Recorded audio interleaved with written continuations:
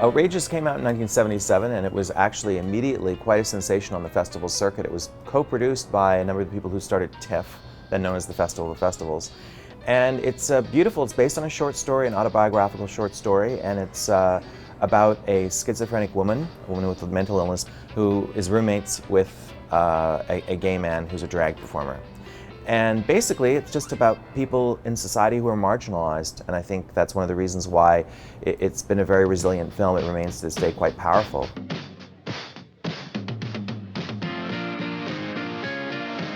This film came out just a few years after the American Psychiatric Association took homosexuality off its list of mental disorders, so there was often this connection between homosexuality and insanity. But that's all right, 'cause so am I. So am I. I've never known anyone worth knowing who wasn't a positive fruitcake. I think that Robin finds solace in Liza's difference, and Liza finds solace in Robin's difference, and they're both outsiders, and that's one of the reasons why their connection is so powerful.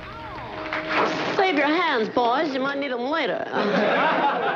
One of the other things that's interesting about Outrageous is that it's a celebration of drag, and in fact one could argue that Canada is cinematically often was a kind of a drag queen country, because Toronto was often playing New York, or Vancouver was playing San Francisco, or Montreal was playing another city. We so often were making our cities look like American cities in order to play to a larger American audience. In Queer as Folk, of course, Woody's the famous Toronto gay landmark. The bar, it becomes a bar in Pittsburgh.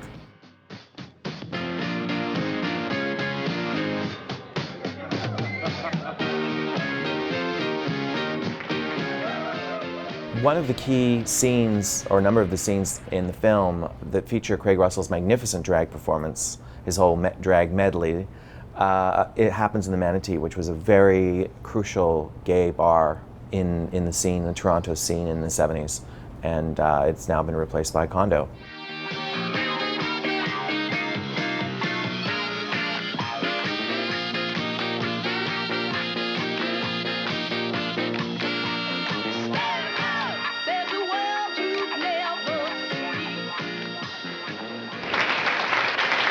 Anita Bryant sent me down here to beat some sense into you frozen fruits. Speaking of Joan Crawford, Joan and I were reminiscing recently, and I reminded her of all the times that she'd been evil, capital E, evil, in her pictures, her very moving pictures. You remember Mildred Pierce? She played a waitress, but she couldn't wait to beat up Anne Blythe because she was stealing her boyfriend, Zachary Scott. Well, Joan gave her the shoulders and the full treatment. Vita, you little tramp.